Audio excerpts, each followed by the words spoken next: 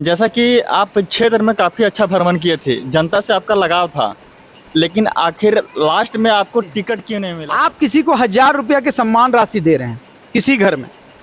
आप हमको एक बात बताइए, क्या कोई बेटा अपने माँ का ख्याल नहीं रख सकता? क्यों नहीं दिया? अगर आप एक बेटे को रोजगार दे देते तो ये मैया को सम्मान राशि देने की आपको जरूरत नहीं पड़ती। क्यों? कहीं ना कहीं आप अपने जिम्मेदारी से भाग रहे हैं। आप वादा कर जयराम दत्त जल की बात करते हैं, जयराम दत्त जमीन की बात करते हैं, जयराम दत्त जंगल की बात करते हैं। आज हमारे पास अगर ये तीनों चीज़ें सुरक्षित रहेगी तो हमारे भविष्य, हमारे बच्चे इंडिया से बढ़ियाबाद वाला रोड ले जाइए, ले लीजिए। इस जो महारानी मैडम है ना, एक बार उनको घुमा दीजिएगा उस रोड में। वो तो कभी जाएंगी नहीं और गई नहीं होंगी, एक बार घुमा। नमस्कार, मैं रवि वर्मा और आप देख रहे हैं पब्लिक टॉक।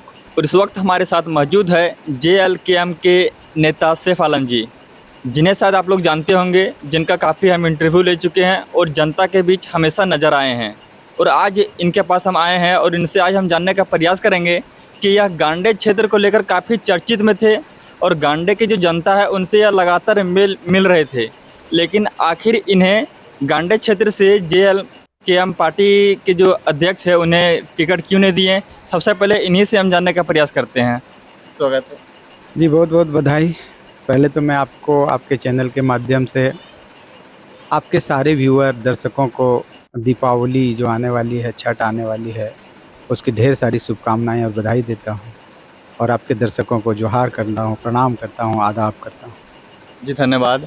जैसा कि आप क्षेत्र में काफ़ी अच्छा भ्रमण किए थे, जनता से आपका लगाव था, लेकिन आखिर लास्ट में आपको टिकट क्यों नहीं मिला? सबसे पहला सवाल यही रह जाए।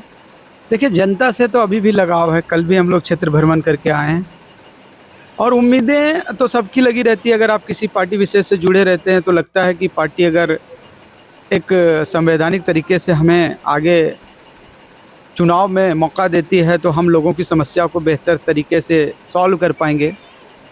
लेकिन कोई बात नहीं है, पार्टी ने टिकट शायद कुछ मजबूरियां रही होंगी। हम पार्टी के डिसीजन का सम्मान करते हैं, लेकिन जनता से जुड़ाव आगे भी मेरा रहेगा और जनता के साथ हम लगे हैं। हाँ, जैसा कि सुनने में आ रहा था कि जो पहले जो निर्णय ले लिया गया है इसमें बदलाव हो सकता है, क्या इसमें कुछ सच है? देखिए, बातें हमारे पास भी अज्ञात स्रोतों से पता चल रहा है कि शायद इसका रिव्यू किया जा रहा है, इस पर पुनर्विचार हो रहा है। लेकिन जब तक कोई आधिकारिक सूचना नहीं आ जाए, क्योंकि हम लोग पार्टी के पदाधिकारी हैं, तो ऐसे बिना कोई एविडेंस की कोई बात बता देना ठीक बात नहीं रहेगा। हम भी वेट एंड वॉच कर रहे हैं कि देखते हैं कि कहीं कुछ होगा तो आपको पता चल जाएगा। हाँ, जैसा कि आपको मालूम होगा कि झारखंड मुक्ति मोर्चा से यहाँ पर वापस फिर कल्पना सोरेन को टिकट मिल गया है। वहीं अगर हम बात करें भारतीय जनता पार्टी से, तो यहाँ पर सूत्रों से मालूम चल रहा है कि मुनिया देवी को टिकट मिल सकता है। तो इस तरह से JLKM पार्टी में दिक्कत का सामना तो करना पड़ सकता है। देखिए, दोनों जो उम्मीदवार जिनका आपने नाम लिया, हम उनको बधाई देते हैं कि उनकी पार्टी ने उनको उम्मीदवार चुना है। साथ साथ में अपने पार्टी के उम्मीदवार को भी बधाई देना चाहेंगे, क्योंकि हमारी पार्टी भी यहाँ कैंडिडेट की घोषणा कर चुकी है। ठीक है, लोकतंत्र है, लोकतंत्र में आप मुद्दों के आधार पर चुनाव लड़ते हैं। जो जिस मुद्दों पे भारी पड़ेगा वो चुनाव जीतेगा। लेकिन हमारी आकांक्षा, उम्मीदें गांडे की विधानसभा की जनता के साथ है और जनता हमें, ठीक है, हम नहीं आए चुनाव में, कोई भी आया हमारा साथी, जनता उसको पसंद करेगी और यकीनन जनता आगे बढ़ाने का काम करेगी। लेकिन इस बार गांडे क्षेत्र में JLKM क्या बदलाव करेगी? मतलब जैसे कि बता दें, गांडे क्षेत्र में सबसे पहले अगर हम सड़क की बात करें तो काफ़ी दुर्लभ अवस्था में, अब कोई भी क्षेत्र चले जाइए, सबसे अगर बेहतर ख़राब रोड मिलेगा तो गांडे क्षेत्र में। यही हमारे विधानसभा की आप समझिए कि एक तरह से दुर्भाग्य है कि इतने बड़े बड़े नेता हमारे विधानसभा में आके लैंड करते हैं और जन समस्या 10 की 10 पड़ी रहती है। बड़ा अफसोस होता है कि भाई, आप अपने आप को हेलीकॉप्टर नेता कहते हैं या आपके जो समर्थक हैं वो आपको बड़ा नेता मानते हैं। तो बड़ा नेता वो होता है जो जन समस्याओं को अपना समस्या मान के उसको सॉल्व करता है। आपने सड़क का नाम लिया, सड़क की दुर्दशा तो है ही, साथ ही साथ एक चीज़ और हम ऐड कर देते हैं कि यहाँ पानी का बहुत बड़ा किल्लत है। जो महत्वाकांक्षी योजना था, जल नल योजना, उसकी आप अगर सही ढंग से रिपोर्टिंग करेंगे और जांच करेंगे तो समझेंगे कि भ्रष्टाचार ही भ्रष्टाचार हुआ है। अब देखिए, हमारे घर के बगल में ही जल नल लगा है, कहीं पानी, कहीं कहीं कुछ नहीं, आने पानी का सुविधा नहीं है। बिल्कुल नहीं है। हम कह रहे हैं कि आपने दे दिया किसी और आदमी को ठेका, जिसको यहाँ के लोगों से भावनात्मक जुड़ाव ही नहीं है, तो वो आएगा, आपको कमीशन देगा, थोड़ा बहुत काम करेगा और धरातल पर योजनाएं बढ़िया से उतरेगी नहीं। वही हाल हुआ है गांडे विधानसभा के साथ साथ पूरे झारखंड में। हम कहते हैं हम लोग लोकेलिटी की बात क्यों करते हैं, हम लोग स्थानीयता की बात क्यों करते हैं, हम लोग नियोजन की बात क्यों करते हैं। आज इसी का एक उदाहरण जल नल योजना है। अगर आप यहाँ स्थानीय लोगों को ये काम दिए रहते, स्थानीय लोगों को ठेका दिए रहते, तो आज जाके उनको लोग पूछते उनके घर में जाके कि सर आपने कैसा काम किया है कि 6 महीना नहीं हुआ योजना को और सारी जगह बंद हो गया है, सारी जल नल की योजनाएं ठप पड़ गई है। तो आपने तो दे दिया है किसी बाहर राज्य वाले को, उनसे कौन पूछने जाएगा। और वो अगर आप फ़ोन पे बात भी कहेंगे तो आप कहेगा कि हमने तो मोटी हमने मुआवजा दिया है आपके नेताओं को, तो आप हमें क्यों बोलते हैं। तो यही हमारे देश की दुर्भाग्य है, यही हमारी क्षेत्र की विडंबना है कि आप सब कुछ होते हुए भी आपके पास सुविधाएं नहीं हैं। एक सवाल है, जैसे कि चुनाव नज़दीक आ गया, लेकिन चुनाव नज़दीक आते ही जो बड़े बड़े पार्टियां हैं वह बड़े बड़े घोषणा कर रही है, कोई मैया योजना निकाल रही है तो कोई गोगो दीदी योजना निकाल रही है, तो क्या यह प्रभावशाली रहेगी। देखिए, हम योजनाओं का तो सम्मान करते हैं और हम उसका वेलकम भी करते हैं, योजना पहले भी आना चाहिए ना। लेकिन हम आपको एक चीज़ बताते हैं, आप किसी को 1000 रुपया के सम्मान राशि दे रहे हैं किसी घर में, आप हमको एक बात बताइए, क्या कोई बेटा अपने माँ का ख्याल नहीं रख सकता। उस बेटे को नौकरी तो दीजिए। आप उस बेटे को नौकरी से दूर रख के उसको 1000 रुपया का प्रलोभन दे रहे हैं। ये किस तरह की व्यवस्था आपने खड़ा किया है। आप मैया योजना को इसलिए दिखा रहे हैं चुनाव के वक्त ताकि लोग प्रलोभित हो जाए और आपके वोट करें। एक घर में आज के डेट में 3 से 4, 2 से 3 मोबाइल होता है। रिचार्ज महंगा इतना हुआ है, 300-350 में रिचार्ज होता है।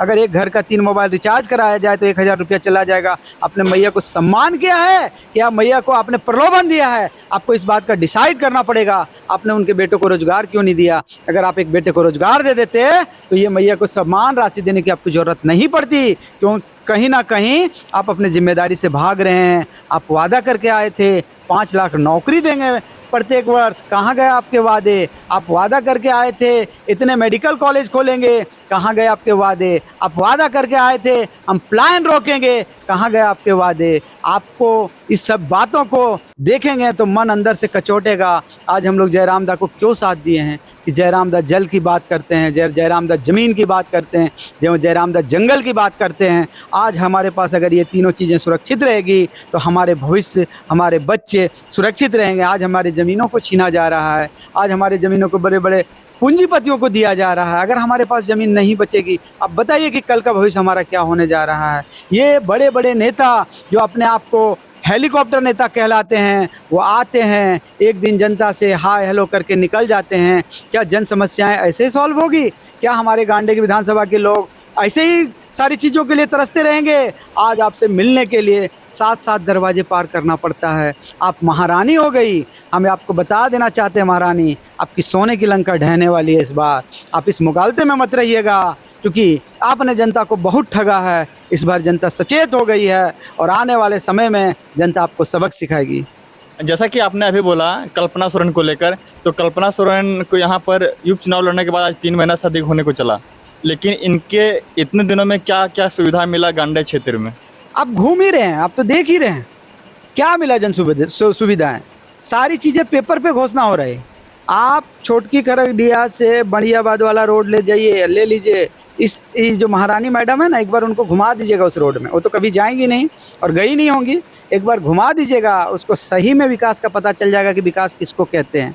आप उनको बेंगाबाद से लेके लूपी वाला रोड में घुमा दीजिएगा, उनको विकास का पता चल जाएगा। जी, आप मुख्यमंत्री की वाइफ हैं और आपके लिए सड़क नदारद है जी, तो आपको तो सोचना पड़ेगा। जनता को हम अपील करेंगे कि कैसे नेता को आप ला रहे हैं जो सिर्फ और सिर्फ हवाई बातें करते हैं, सिर्फ और सिर्फ आपको प्रलोभन देते हैं और आपकी समस्याएं जस की तस बनी रहती है। अब की बार आप नहीं जागे तो आने वाला आपका पीढ़ी माफ़ नहीं करेगा, आने वाला जनरेशन आपको माफ़ नहीं करेगा। जनरेशन पूछेगा कि जब विकास की गाथा लिखी जानी थी, जब पूछेगा जब हमारे इलाके के डेवलपमेंट होना था तो आपने सच्चे लोगों को साथ क्यों नहीं दिया। JLKM, JBKSS, जयराम दा के रूप में एक योद्धा का उदय हुआ है, जो माटी के रूप में लोगों के बीच आया है, जो विकास के रूप में लोगों के बीच आया है। वो जब भी बात करते हैं तो अपने लोगों की बात करते हैं, जब भी बात करते हैं तो समस्याओं की बात करते हैं।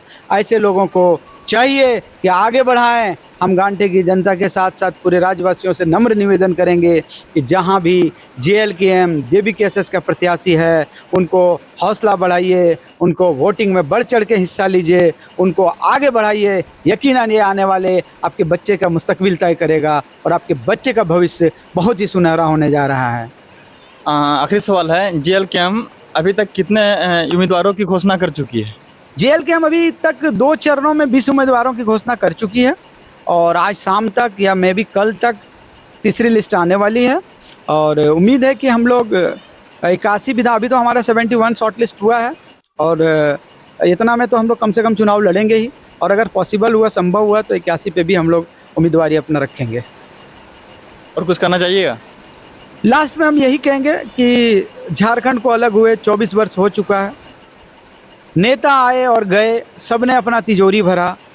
आज जो नेता 20 लाख का वादा जिनके यहाँ जब वो चुनाव लड़ने आए थे तो उन्होंने अपने घोषणा पत्र में दिखाया था कि मेरे पास 20 लाख की संपत्ति है, आज उनकी संपत्ति की जांच करवा लीजिए। आज वो 50 करोड़ और 100 करोड़ के संपत्ति का मालिक है।